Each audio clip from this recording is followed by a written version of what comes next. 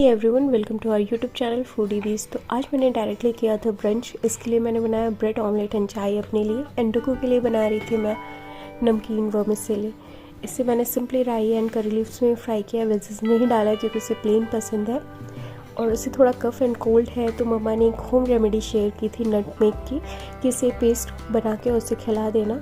But I know वो नहीं खा सकता इसे क्योंकि ये थोड़ा टंग पे नहीं टेस्टफुल होगा ऑब्वियसली। तो मैंने इसे रिसर्च करने के बाद मुझे पता चला कि आप इसे चेस्ट एंड बैक पे भी अप्लाई कर सकते हैं कफ एंड कोल्ड में।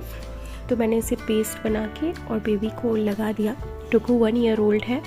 अगर आपके बेबी की स्किन सेंसिटिव नहीं है तो आप इसे ट्राई कर सकते हैं। आप उसे चेस्ट एंड बैक पे लगा दीजिए और वो उसे रिलीफ मिलेगा। और यहाँ मैंने उसे अजवाइन का पानी भी दिया था पीने को, उसे टेस्टी लगा।